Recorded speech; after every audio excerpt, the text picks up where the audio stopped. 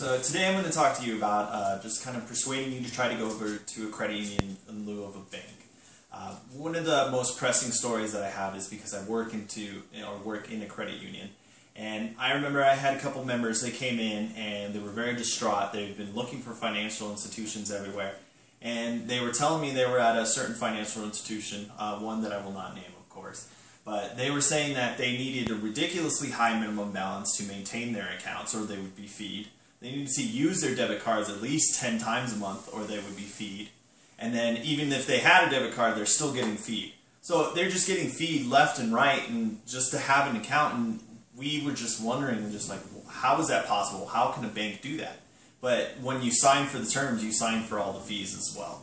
So I really took the time to research and learn more about being a part of a credit union and then being a part of a bank as well. And I've come up with some ways to go. So I'm going to go through three simple topics, such as, banks and credit unions, how they are similar, how they are different, and then also the conveniences they provide. And then also at the end of the speech, I'll kind of go through with, what are some of the drawbacks to a credit union, because for every argument there are some simple drawbacks, so I'm going to bring those up as well at the end of the speech to kind of give you the idea of why people don't choose credit unions as well. So the first thing I want to talk about is that banks and credit unions, they have the same products. So most banks and credit unions, they all have checking accounts so you can write unlimited checks off of.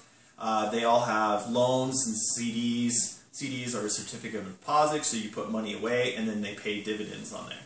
So that's one product that they have. They also have auto loans and other types of loans to secure you. Some credit unions even have mortgages so that you can finance a home. So those are some of the similarities. They have the same products, same things. One of the other things I like to see is rate comparison. This is where you start to differ. Where, let's talk about a 5-year CD.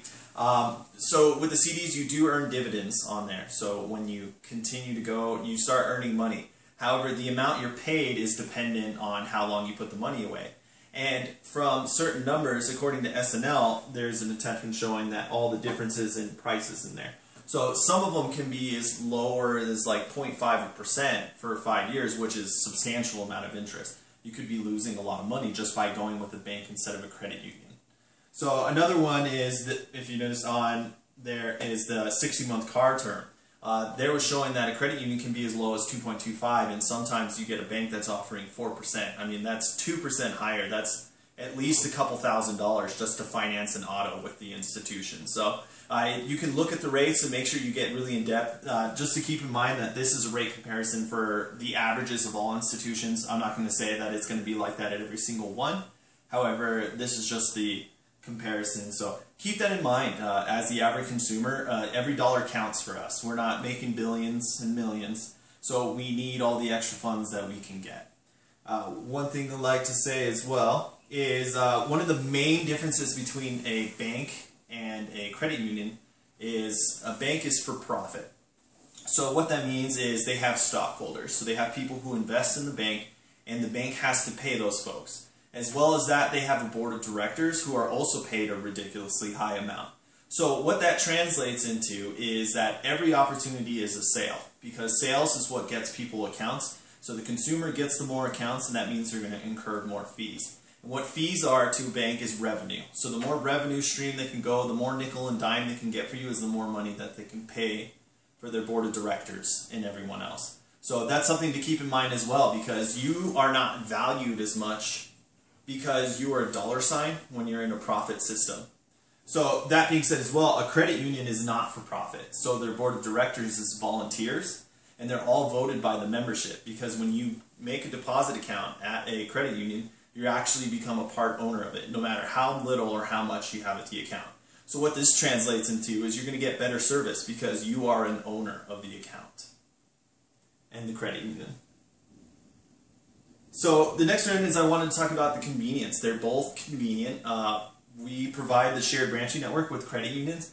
This is a network of thousands of credit unions throughout the nation so that you can transact on your account. So an example is when I go to California to go on vacation, I can still go to specific credit unions out there and transact on my accounts for withdrawals and things like that.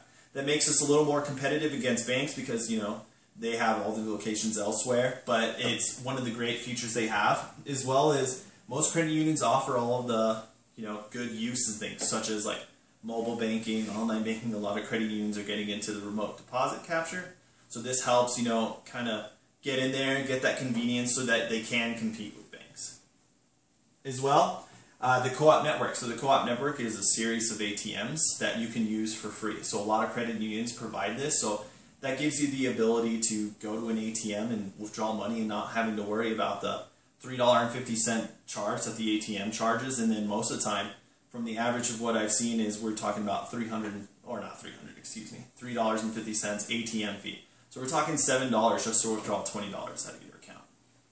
So to finish up on, there's some drawbacks to credit unions. They are good for the average consumer. However, the drawbacks that they have is that they're not have all the capacity. Maybe like a Navy Federal, they have a lot of locations. However, more of the smaller credit unions, they're not in every state. You can't go to another city and expect to find a bank there like a Wells Fargo or a Citi or a Chase, where they're really nationally recognized. They're a lot smaller. So that is one of the drawbacks that keeps people away. The other is the accounts have a weaker reward system because credit unions are not for profit. They don't have the capacity to give out the giant rewards out of their account that you can see on TV. Like if you open an account, you get a free tablet.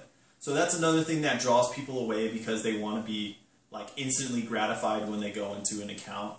And then lastly, because banks have that kind of revenue and they have that kind of revenue stream, they can do the tablets things.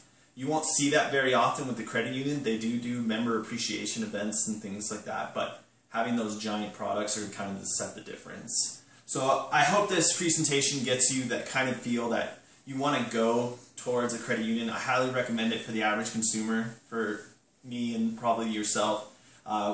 It really helps you out because you're valued there. And you won't be nickeled and dimed and they work with you, because when you're a part of a credit union, you're actually an owner of the credit union.